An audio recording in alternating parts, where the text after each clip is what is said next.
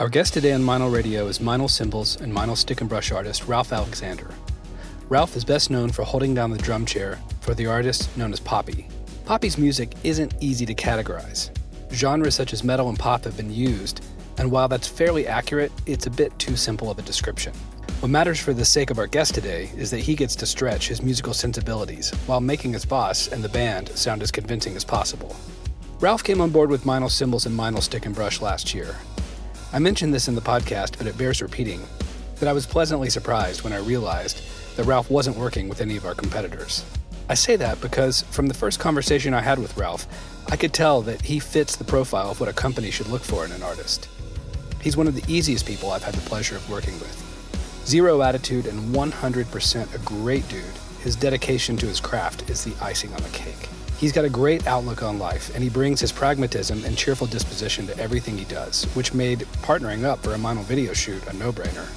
By the way, if you haven't seen any of the videos, 2 of them have been released so far and can be seen on our websites and our social media channels. And now, onto the podcast. I'd like to welcome everybody into the Meinl Radio podcast. Today, I've got an all-around killer dude, Ralph Alexander, here with us. Ralph, welcome to the podcast. Thank you so much for your time and for being on this. Hello. Happy to be here. Thanks for inviting me. Yeah, man.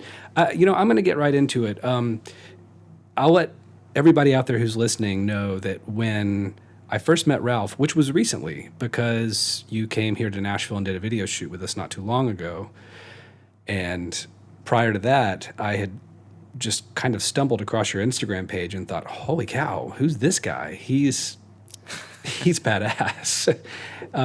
And I was really shocked to find out that you weren't officially working with the cymbal company. So I kind of feel like I scored, dude. Yes, that was probably the best DM I've ever gotten. Well, I'm glad we're here. So maybe there's some people out there who are not totally aware of you, and that's okay. It's not indicative of any lack of a career that you've had, because you're kicking all kinds of butt. But what I like about you is you're very low key in your own very modest way, and it's not an act either. You know, some people are like, "Oh, I'm so humbled." No, you're a humble dude, and it's a good thing. So for these people out here that may not know too much about you, I'll ask a couple questions about your past. Sure. And for those of you people out there who don't know, Atlantic Records had released a live album by Led Zeppelin in 2003 called How the West Was Won. And it's material that was recorded from 2 live concerts on Zeppelin's 1972 U.S. tour. And I think the 2 concerts were from the Forum in Los Angeles. Mm-hmm. I feel like I remember you telling me one time that this album was the album for you, the album that inspired you to pick up the sticks and play. Is that correct?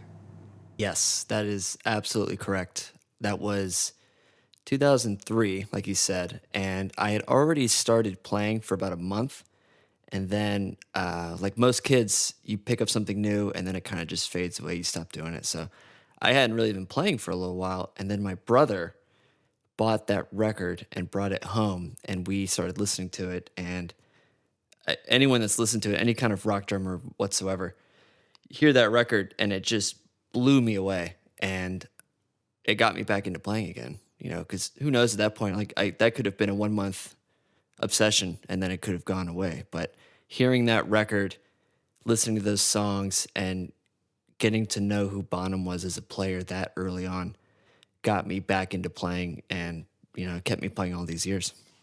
So had you heard any Zeppelin prior to hearing that particular live album? Not that I remember. That live album was definitely my introduction of being fully aware of them. And I would say that it was a crushing realization to be a 13-year-old and to realize that that band is not around anymore. Because I was listening to it and thinking, these guys are incredible. This drummer is incredible. I can't wait to go see them. And then just thinking, wow. Oh my gosh, it's 1980s. They haven't played since then. So it was bittersweet because it was amazing to have a brand new influence in my life, but at the same time, devastating that I would never be able to see them in that glory. Yeah, wow. That's interesting to hear you actually say that you had to come to terms with that fact, that it just wasn't knowledge that you had it in your brain already. I didn't know. Yeah. So I guess what you're saying is maybe if your brother had brought home physical graffiti, it could have had the same impact. It just so happened that it was that live record. Or do you think that it had to have been that live record?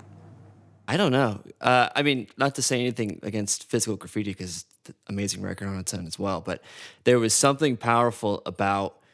I mean, I know the entire track listing because I've listened to it so many times, but it starts off with a track called "L.A. Drone," and then it kicks into "Immigrant Song."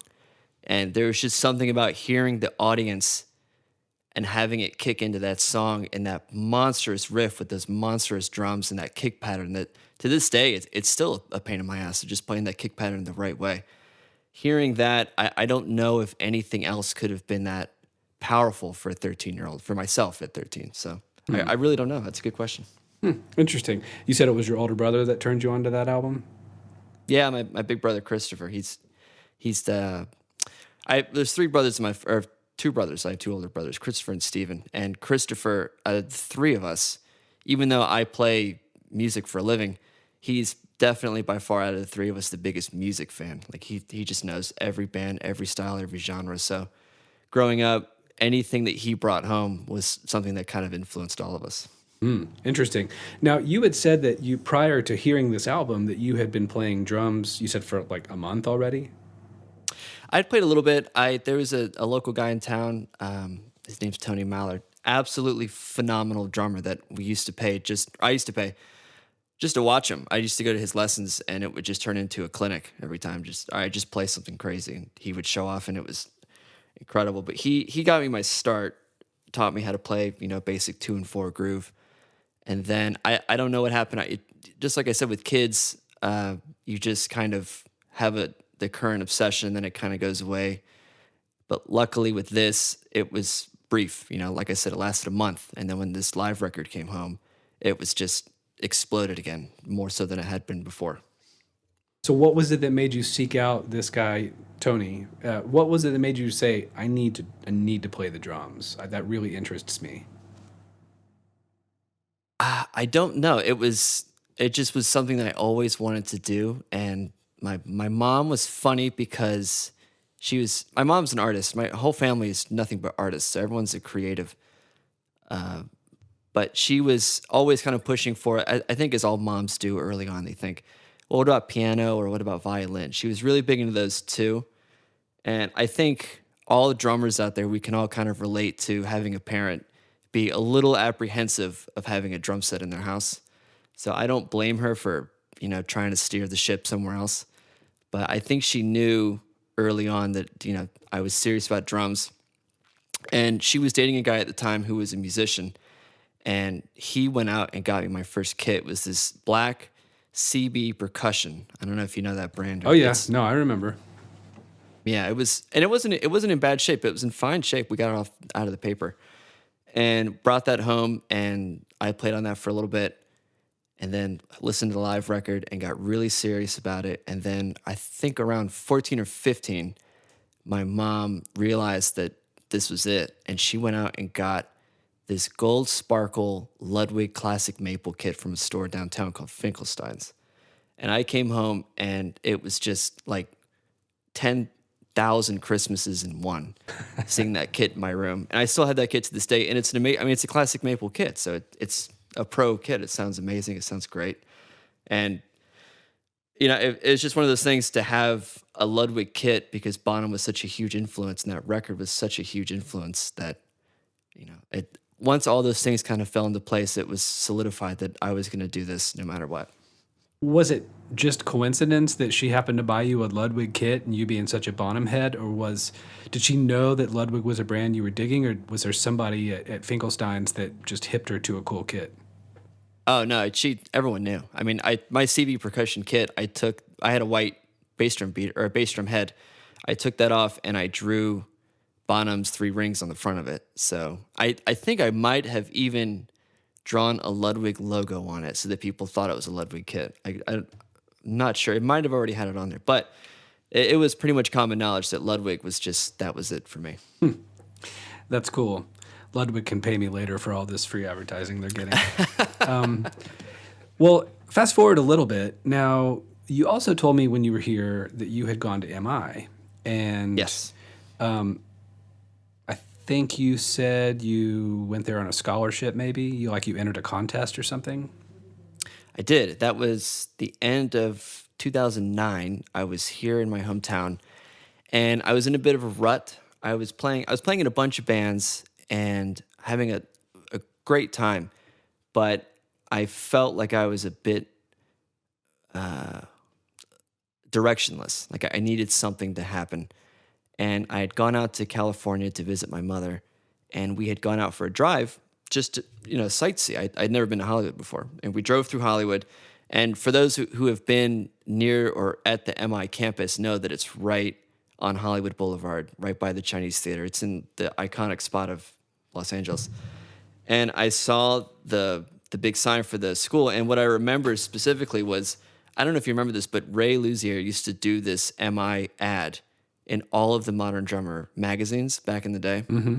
It was way back when he was playing Orange County. I can't remember what kit he was playing before he was playing Pearl, but it was that long ago. I think it was back when he was David Lee Roth or something. But I used to see that ad all the time because I used to go read magazines at Barnes and Noble as a kid after school. So I put two and two together and thought, oh, that's the school that this guy is always talking about. I never even heard him play before. I just knew that this was a drummer that went to this school and there was an ad for it all the time. So I went and did a tour, realized that it was insanely expensive and that I would never be able to afford it. Because at that time I was 19, so it was on me to figure something out. And they said, well, look, we're doing this full ride scholarship competition where you submit a video, you get votes for it, and if you get into the top 10, then we fly you out to back here, and you compete. So I went home. This is like the beginning of me getting serious about things that I wanted to accomplish. Because up until that point, you're just a kid. You don't understand goals and setting goals and meeting goals and stuff like that. But this was the first time that I thought, I want this. I need to get this. This is my ticket to do what I want to do. So I went home. I made a video, recorded it, videotaped it. I got votes for it. I got the news to cover it. I got people to go to my profile every day because you had to vote every single day. It was crazy. And then I think out of 6,000 worldwide submissions, they picked 10. They called me and they picked 9 other people. I think it was 2 drummers, a keyboard player, 3 guitarists, a handful of singers, and a bassist. And so it was everybody. And then we had to play with a house band. You had to pick 2 songs, go on stage and play it in front of a panel of judges that were the teachers at the school. And they announced the winners that night. After it was done, they came out and said first, second, and third. And I ended up getting first place, which was a full ride and $10,000 for living expenses. And I think that was a surreal experience to begin with. But I think the process after that was a month's time where I had gone from being here, working at this restaurant that I worked at, to being in Hollywood, going to school there. And it's the most surreal month span I think I'll ever have in my life, coming from here and going to there. But yeah. I was there and I was learning and I was becoming who I wanted to be. That's amazing. That's great. And then was there anybody that helped you get your entry together? When you submitted your materials, was there anybody that helped you figure out what to do, or did you just kind of do it all on your own? There was one guy, his name's Mike Nalloway, and I owe him enormous amount of gratitude because he had his studio. He let me come over. He let me set up. He recorded me for free. He let me use his cameras, and then I had to kind of learn how to edit and put everything together myself. But he understood that what this meant and what this was going to do for me, and I owe him forever for the rest of my life. That's awesome. His name's Mike? Mike Nalloway. Yeah, he's an amazing guitarist and songwriter and drummer, too. Nice. Well, it's interesting about MI.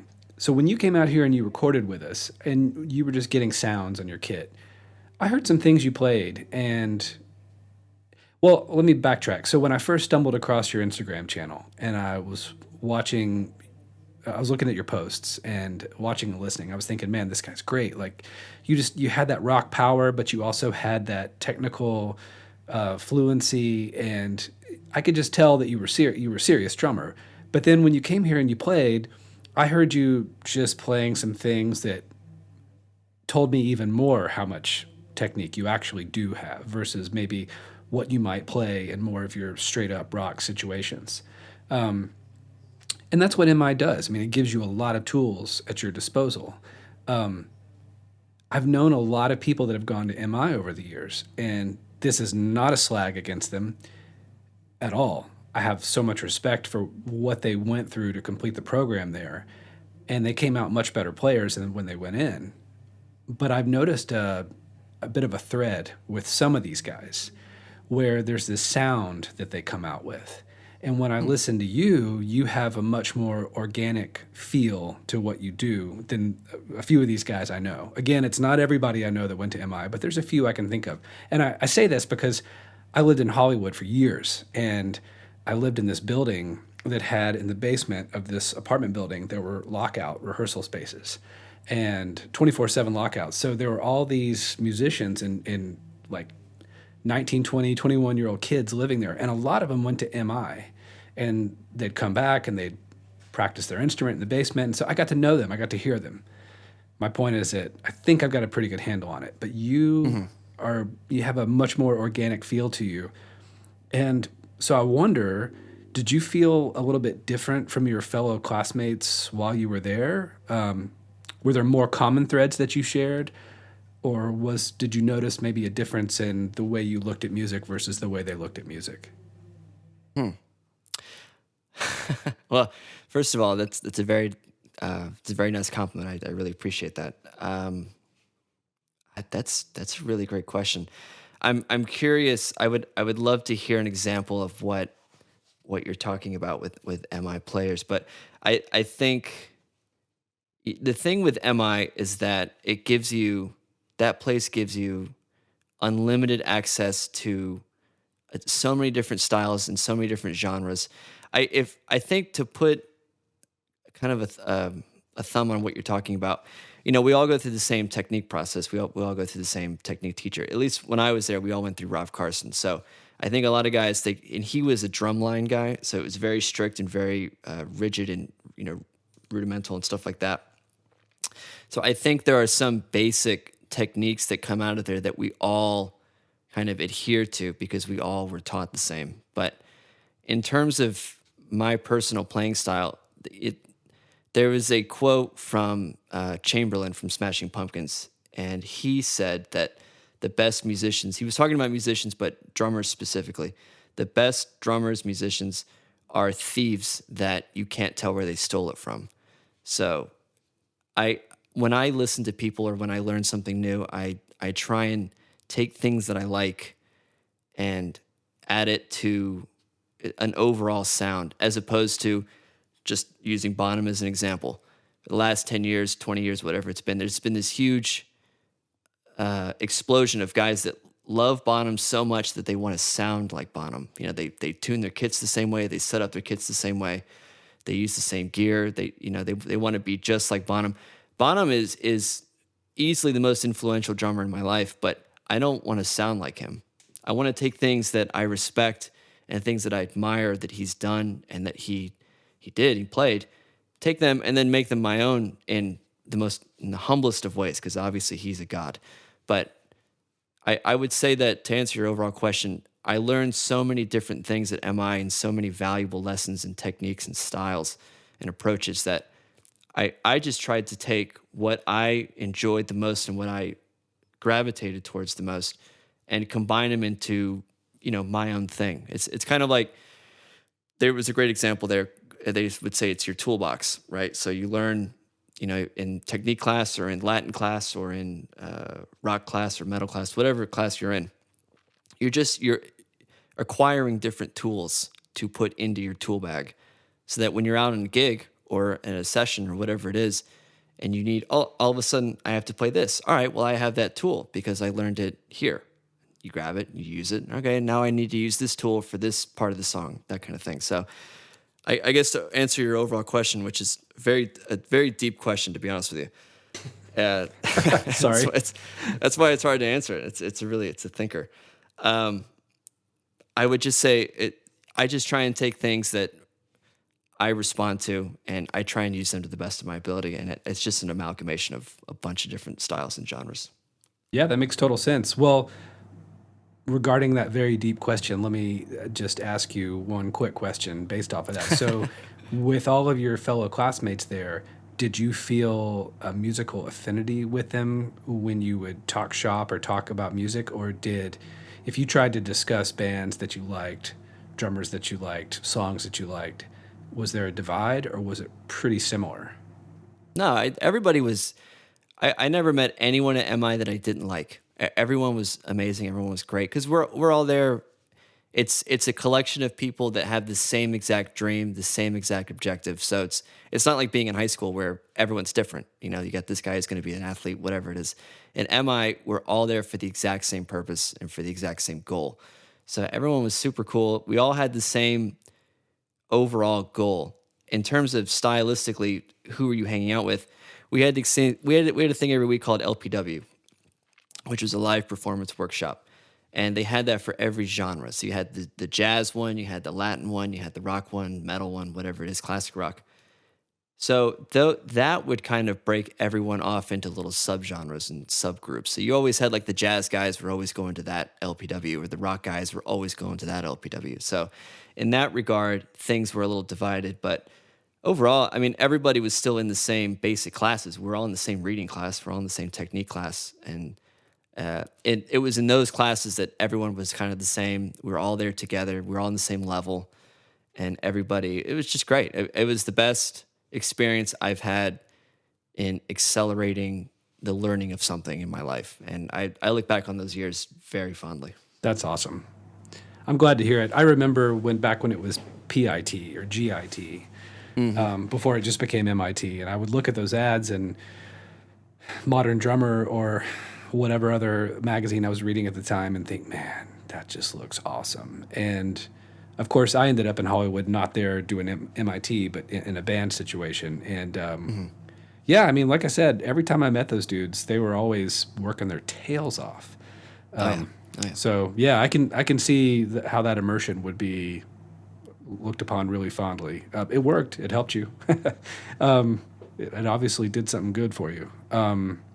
I like I said, the students were amazing. The teachers, like I still have teachers to this day that I talk to. Like Jeff Bowders is an amazing drummer, and Stuart Jean's an amazing drummer, and Sammy Watson. But I think probably in my entire life, the two biggest teachers that had the biggest influence on me, the two of them were my kindergarten teacher, which is pretty funny, Miss Corbett, but then also my technique teacher at Musicians Institute, and that was Rob Carson, because he was a phenomenal player, phenomenal technique player. He changed my life and how I approach just holding a stick. But he had a Zen approach to everything that he taught, and he was a Buddhist. So like, for his private counseling hours, you'd go in there, you'd meditate with him. That was his whole thing. And his approach to recognizing that your place in the universe is as hippie as it sounds. And I understand this sounds very hippy dippy, but what you do on the instrument is how you connect to the universe, and what you play is an extension of you, and being, as he would always say, being righteous with it. And it's just something that stuck with me, and it removed so much of any kind of you mentioned earlier that I seem very humble, and I when you said that, I immediately thought of Carson, because I attribute that 100% to him and the influence that he had on me and all of us. I think that it's just what you do on the instrument is about you and your connection to the universe. It's not about being jealous of anyone or having any kind of an ego or thinking that you're better than anybody, because you're not. No one is. Everyone is doing what they do on their instrument, and that you have to learn to love what you do and what you put out there. So that's, I could go on all day about Carson, but that's kind of the overall approach I learned.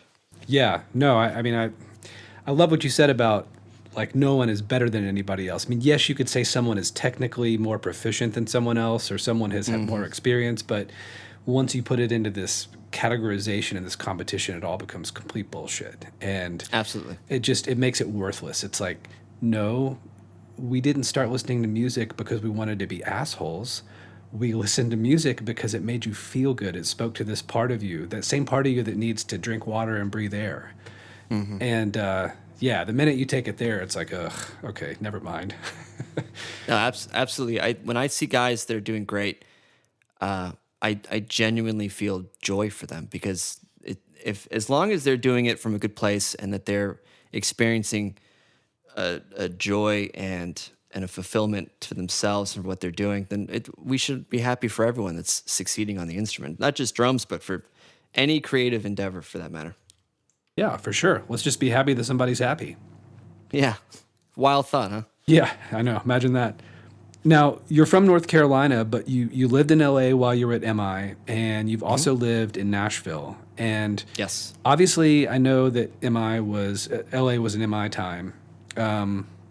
I can't remember if you've done anything there beyond MI, but what did living in those two towns do for your career? And is actually moving to a city like that still a must in this day and age of social networking? Ooh, okay, that's a two-parter. All right, so the first part, the difference between moving from LA to Nashville. So when I lived in LA, I got out of MI and I was playing around with different bands. I was trying to get into session work, and I ended up meeting some buddies of mine, and we formed a blues rock band called the Heavy Heavy Hearts. And to this day, my three best buddies still. We struggled so much in Los Angeles that we thought we have to move to Nashville. That's where it's at. It's easy living out there. Plus, we're a blues band, so it just makes more sense to be out in Nashville. So the difference in leaving LA and going to Nashville was immediately our lives got easier.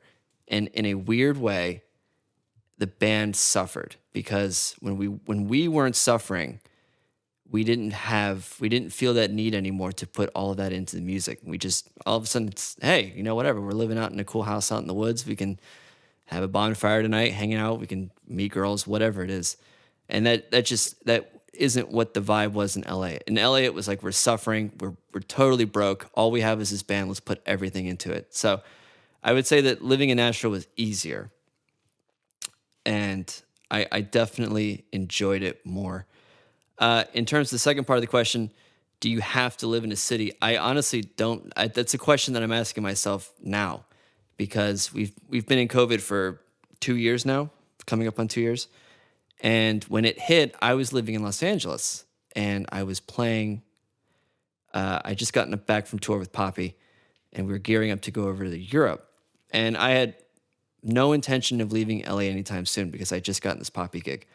Now, 2 years into it, we've worked a bunch over that 2 year period. I've flown out. I've done sessions for her. We've done shows. We've done promotional stuff.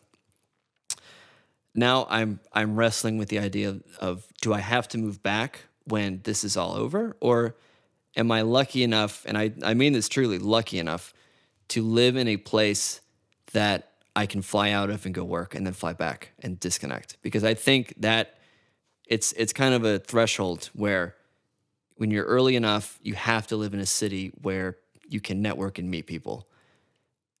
And then you get to a certain point, which I hope I'm lucky enough that I'm at, where you can live anywhere and they will call you and you can go work. So to be honest, I really can't answer that. I don't know. I don't know if that's the case yet for people in general. But I would say for anyone listening that wants to get into it, I think 100% you have to live in a city where there are connections to be made, because you're just not going to meet people in your hometown if your hometown isn't a major music city. Interesting. Now, you also told me we were having coffee the first time we met, and you had mentioned that you've spent time between playing drums in a touring band, and I think you also did a stint or two drum teching at one point just to make ends meet when you were in between gigs. Tell me a little bit about the back and forth between those worlds. Well, I drum tech for a band called The Strokes, and I had gotten that through my buddy Nick, who plays guitar for The Strokes, and he hit me up and said Fab is losing his guy. Fab. I'd already met Fab a few times, and he knew that I was a drummer. So anyway, they brought me on, and the funny thing about that is that I'd never drum teched before in my life, so I had no idea what to expect.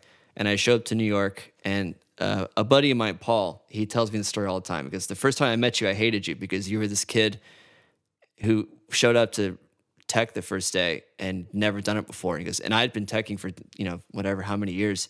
And this was like a huge deal for me to get this gig. And you're just this kid that walks in. It's like, oh, I'd never done it before. I don't even know what to expect. But I loved drum teching. I when it comes to that kind of gear side, like setting stuff up and really getting specific with it and getting stuff to sound really good, I loved it, and I loved working with Fab. He was an amazing drummer in the style that he had and the style that he took and approached with the strokes, and getting to watch how a band like that works and getting to watch how at that point he was the most professional drummer that I'd ever seen before, and up close and personal. And to be on stage and to watch them from right behind the amps, because I was right next to his drum riser, doing that was an amazing experience for me. But I think your question was going back to playing.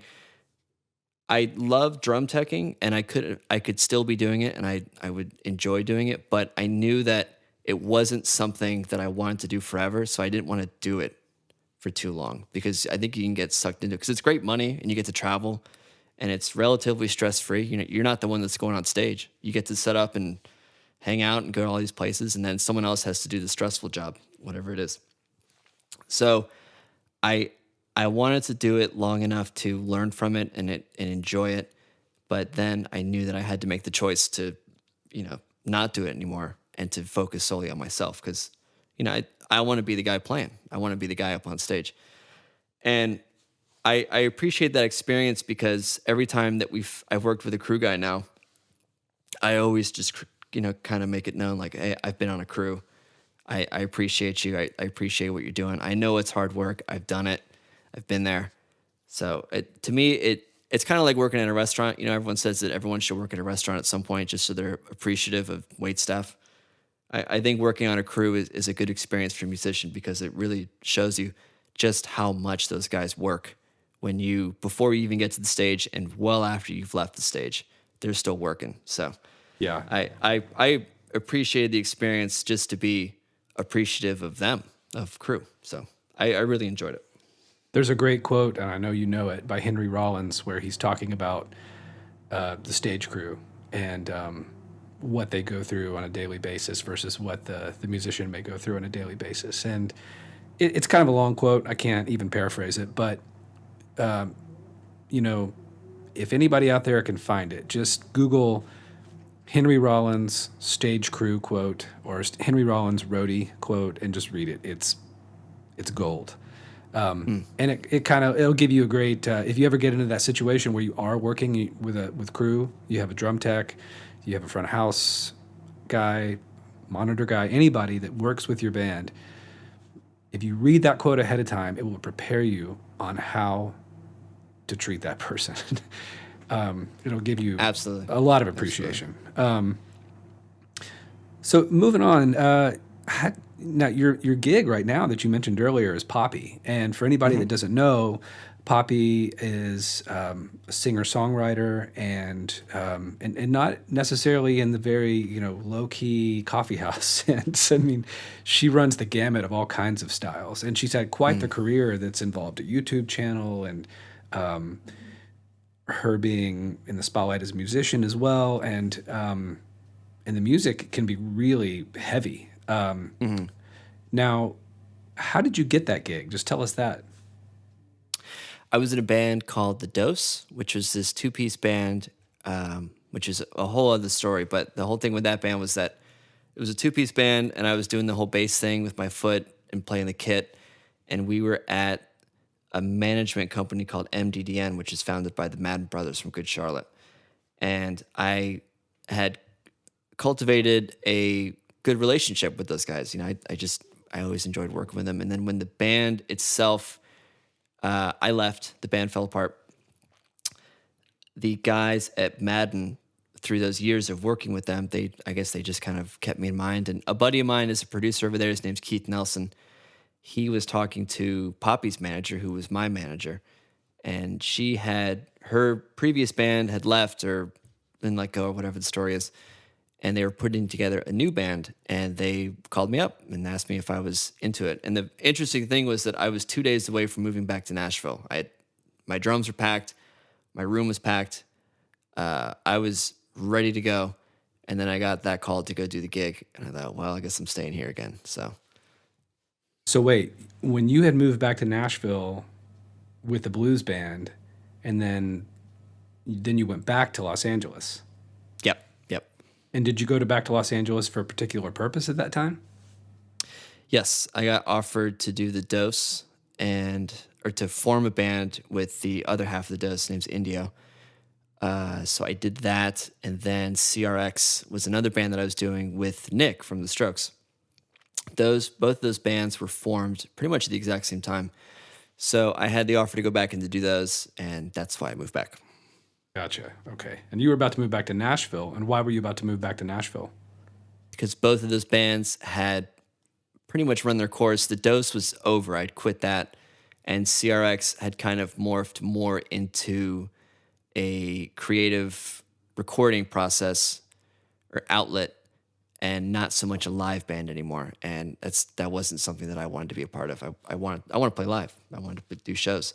So both of those had kind of wound down, and I needed to change it. I didn't have a gig for 2 months or maybe 3 months. I was just kind of sitting around. And it wasn't until, like I said, the very, very last minute before I was about to leave that I got called for Poppy. Wow. I love how that works. It's crazy. Absolutely crazy. Is there. And I'm sorry, go ahead.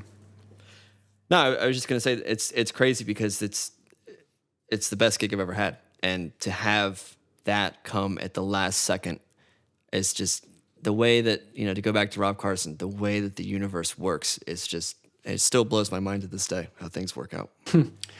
The famous American novelist Hunter S. Thompson, I should say journalist, he once referred to that as instead of like calling it whatever, the universe or God, or he called it the Great Magnet. And that's what it sounds like. The Great Magnet was pulling you back into LA, making sure you didn't leave. It's wild, but I'm very thankful that it did. Yeah, for sure.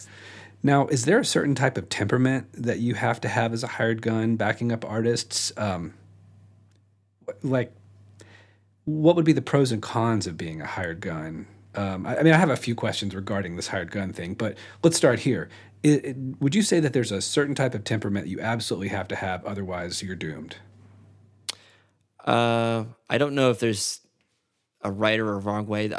I know my way, and that is I just try and be as cool as possible. And what I mean by that is just relaxed, professional, prepared.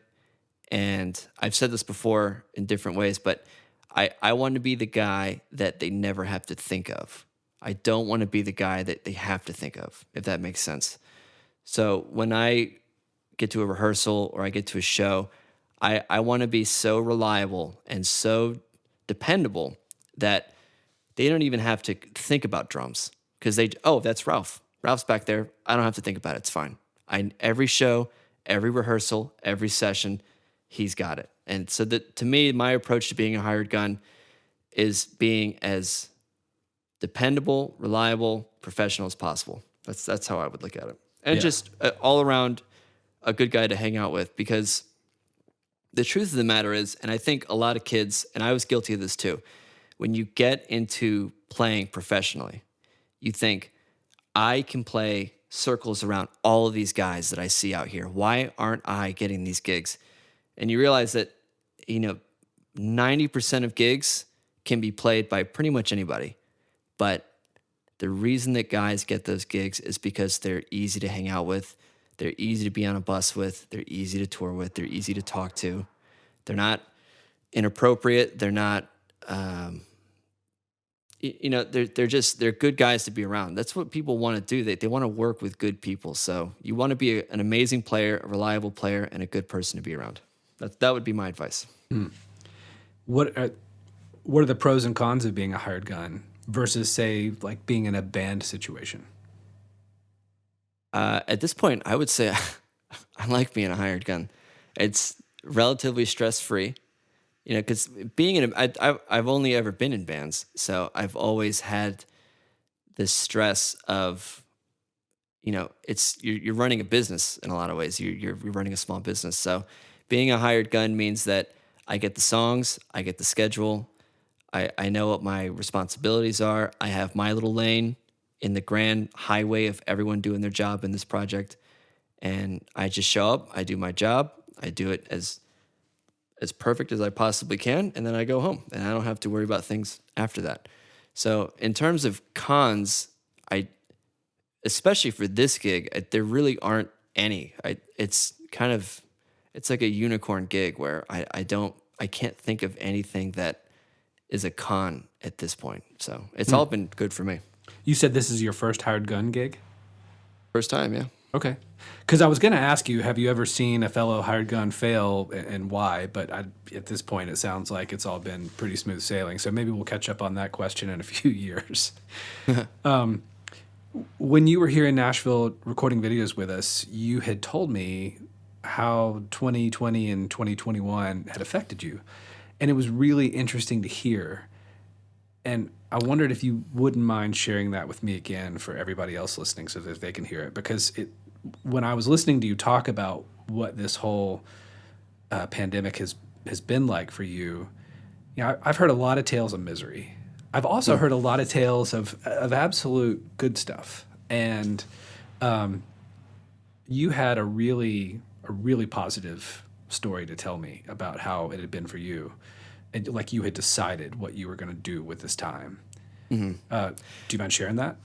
Of course. I'll preface this by saying that I have been extremely fortunate throughout this entire ordeal that we've all been through. So there are definitely people out there that they weren't as lucky as I was and that didn't have the good fortune that I've had and the setup that I've had here with my family. So for those that are out there, they're listening that had a rough time during it, that's no fault of their own. It's just, it was crazy for everybody. But for me personally, I was lucky that I have a setup here in North Carolina with my family where I was able to set up a studio and practice and have my gear here. And within those, in that kind of luxury of a setup, I decided early on that I didn't want to come out of COVID being the same player. It's one thing if you come out worse.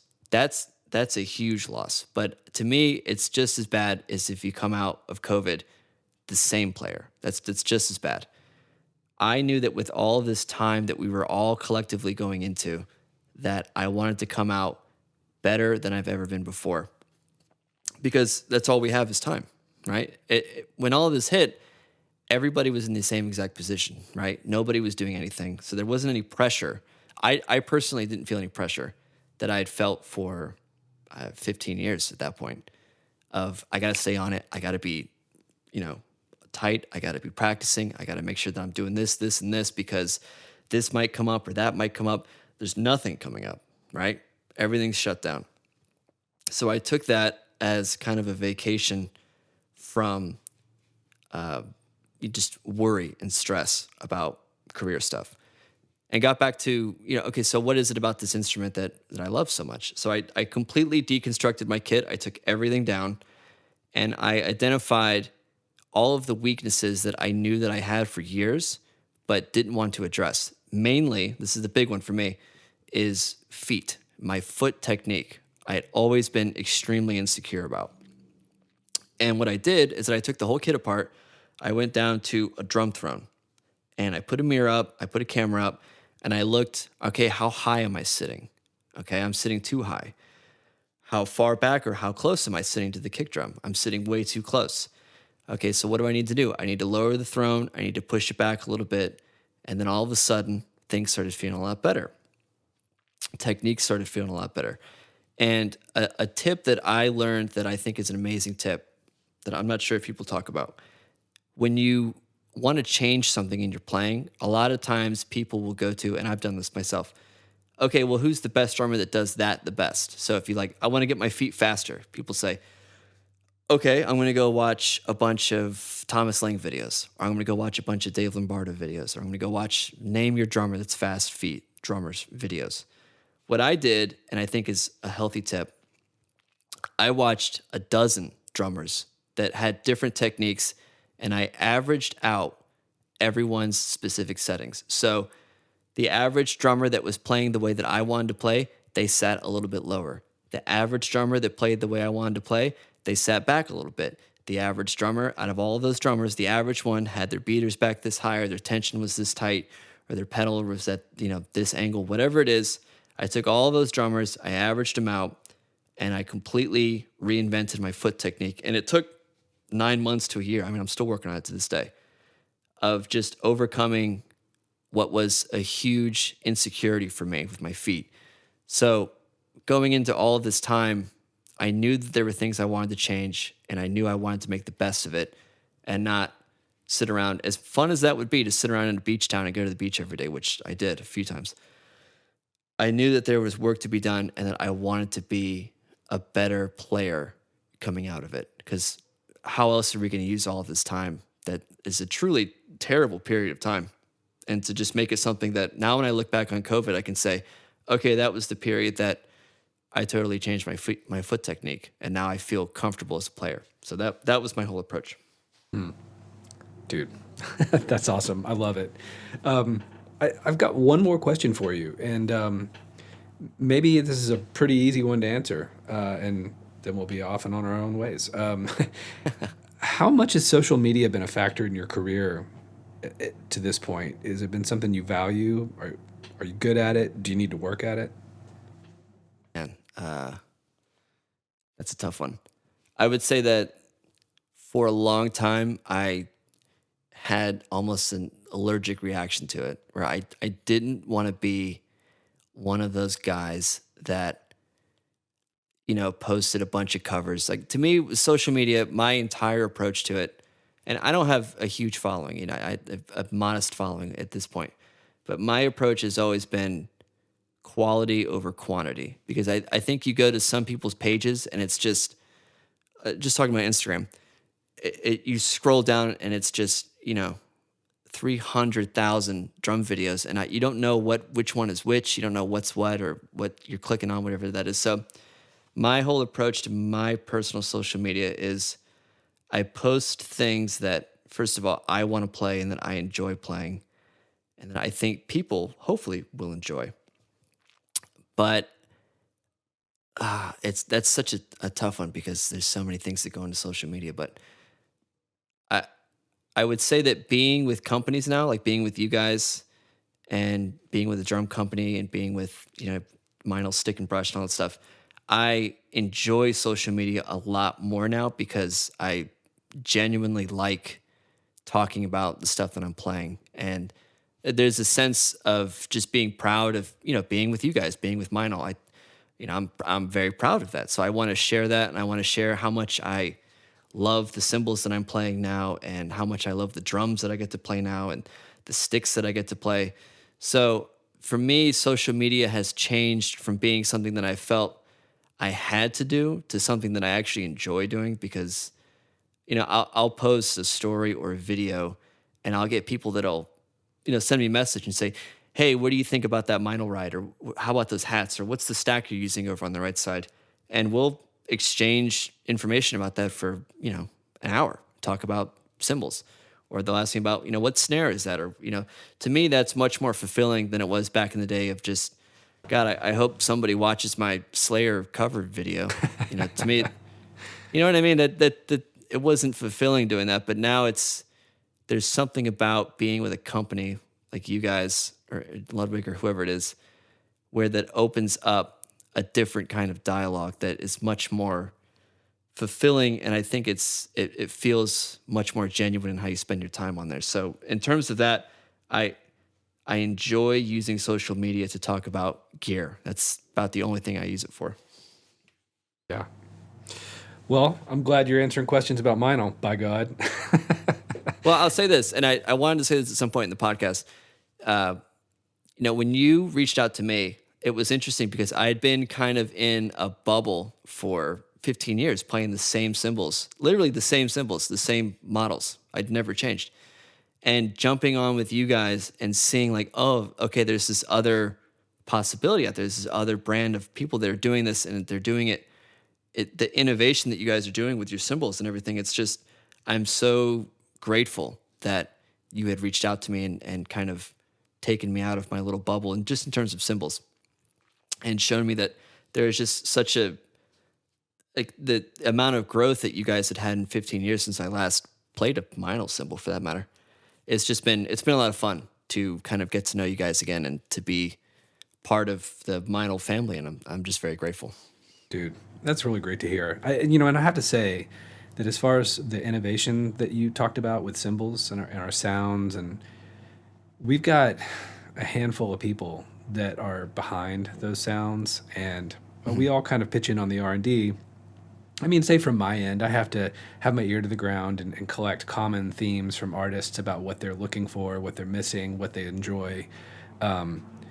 My colleague in Germany, Norbert, he has to do the same. And then there's sales guys, sales managers, people who listen to what the dealers are talking about, and the dealers talk about what their customers are talking about. So it all kind of comes together, coalesces into this sort of group think tank. But there's a couple of guys that are behind actually really knowing what it takes to get a sound accomplished or to think up a sound or something. And I have to say, I work with some extremely talented people, and it's a fun team to be a part of because everybody really enjoys it. And it's it's never just down to one person. It's down to a group of some people that really kick a lot of ass for us. So yeah, I'm just like you were saying, you're grateful. I'm grateful to work with some of these people who are responsible directly for a lot of these sounds. Yeah, it's a fun team to be a part of. I can tell just subtly that you guys are a very efficient organization. It's a very tightly run ship, and I appreciate that and I respect that a lot. So it's fun to be a part of it and to just kind of see how you guys are working from behind the scenes, and it's great. I'm happy to be part of it. Nice. Ralph, man, thank you so much for being part of the podcast. I appreciate you taking the time to answer all these questions and give everybody a little bit of a better idea of what you're all about. Thank you so much. Thank you. And before we go, just to put it out there for anyone that's listening, we just announced a bunch of tour dates for this year. So if anyone wants to check out Poppy or any of the playing that we're going to have, we are heading out on the road second week of March for a month in the U.S., and then we have a bunch of festivals and then Europe coming up. So come out to a show and say hi. Good for you, man. I'm glad to hear that tour is back on. Yes, me too. Trust me. All right. Thanks, Ralph. Thank you. Thanks for listening to Meinl Radio. If you liked what you've heard, please remember to subscribe to the podcast so you don't miss an episode. Give us a rating as well on Apple Podcasts, if that's what you're listening to this on. Also, go to MeinlCymbals.com or go to MeinlStickandBrush.com or go to both of them and sign up for our email newsletters to keep up with everything that's going on in our Meinl world. Thanks. Take care.